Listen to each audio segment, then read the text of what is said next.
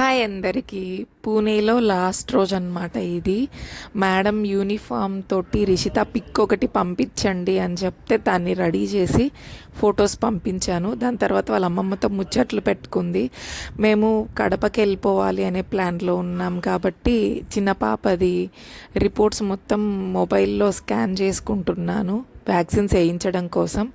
Next ట్రైన్లోకి ఎక్కినప్పుడు నా అవతారం ఇలా ఉందన్నమాట. గాలి తగలకూడదు కదా అని చెప్పి టైట్గా బంద్ చేశాను నేను. ట్రైన్ జర్నీ అంటే ట్రైన్ జర్నీనే.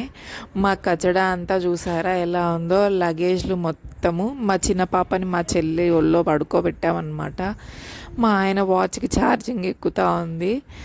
అండ్ తిరుగుతూ ఉన్నాము, కూర్చున్నాము ఎప్పుడెప్పుడు దిగాల అని. పాప అయితే అసలు అంటే ఓకే కంఫర్ట్గానే ఉంది, కానీ పర్లేదు అంటే కొంచెం ఇబ్బందిగానే అనిపించింది ఈ పిల్లలతోటి ట్రైన్ జర్నీ అంటే. ఇంకా తప్పదు, ఏం చేద్దాం, వేరే స్టేట్ నుంచి మన స్టేట్కి రావాలి అన్నప్పుడు. అండ్ ఇంటి దగ్గర ఆ లగేజ్లన్నీ ప్యాక్ చేసుకొని కిందకు వచ్చి క్యాబ్ బుక్ చేసుకొని ఆ క్యాబ్లో సామాన్ అంతా ఇరికించుకొని దిగి ఆ ట్రైన్ ఏ నంబర్ ప్లాట్ఫామ్ మీదకి వస్తుందో చూసుకొని లగేజ్లు అంతా తీసుకెళ్ళి ట్రైన్ ఎక్కి సీట్లలో కూర్చునేంత వరకు చెప్పాలంటే కొంచెం టెన్షన్గానే ఉంది. ఎలా ఎలా ఎలా ఎలా అని. ట్రైన్లో కూర్చున్న తర్వాత ఇంకా పర్లేదు, కొంచెం ఆరాంగా ఉన్నామన్నట్టు.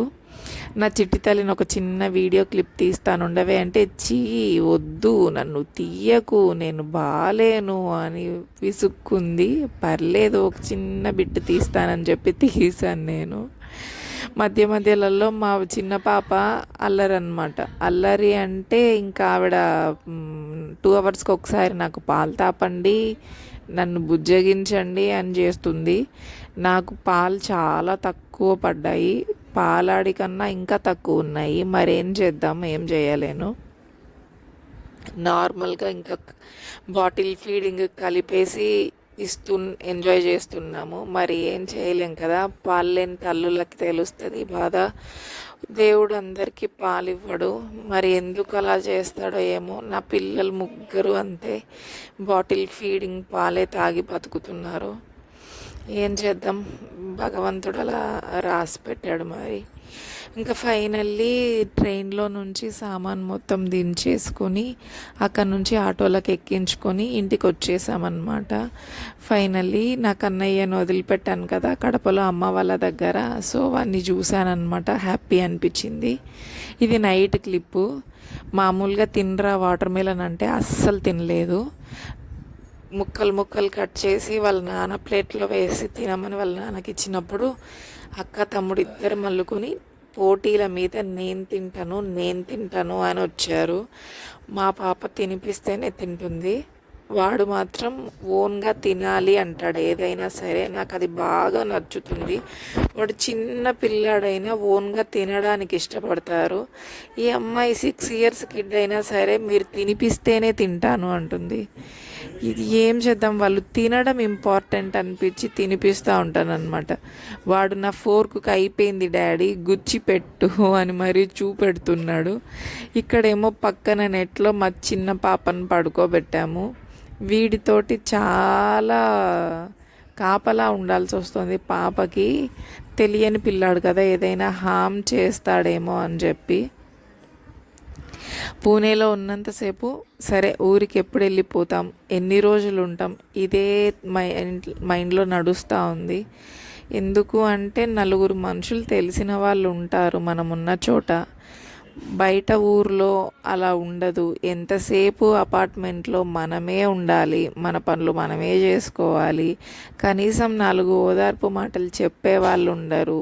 ఏదైనా ఇలా ఉంది ఆంటీ అంటే మన బాధని షేర్ చేసుకోవడానికి ఉండదు, ఫ్రీడమ్ ఉండదు, ఇలా ఉంటుంది.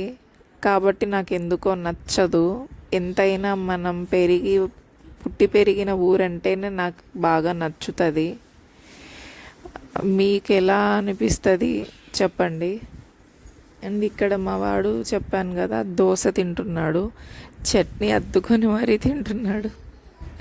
వాడి చిన్ని క్యూట్ వేషాలు చూస్తే భలే ముద్దుగా అనిపిస్తుంది. పక్కింటి అమ్మాయి వచ్చింది, పిల్లలందరూ కలిసి ఆడుకుంటున్నారు.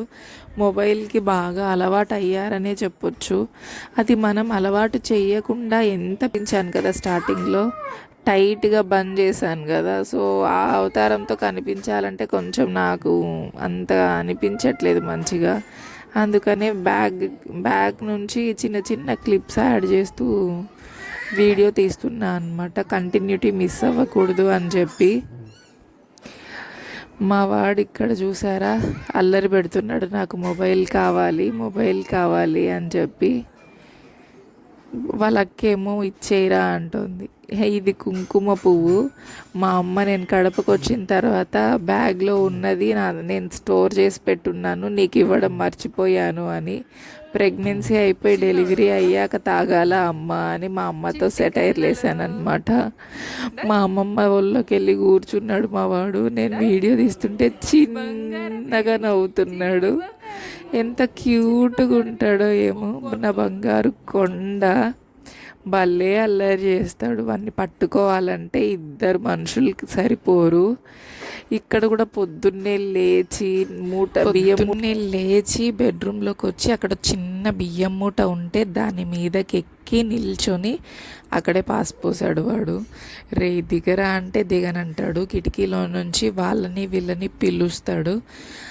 అల్లరి చేస్తాడనమాట. వేసి తొక్కుతున్నాడు. మా అమ్మ వచ్చి మొత్తం క్లీన్ చేసి తీసుకెళ్ళింది. మళ్ళీ వచ్చి నిల్చున్నాడు అక్కడ. వాడు గిచ్చుతున్నా కొడుతున్నా ఏం చేస్తున్నా, మీరు ఏం చేస్తారు చేసుకోండి అబ్బా అంటాడనమాట. ఇది ఈరోజు వీడియో.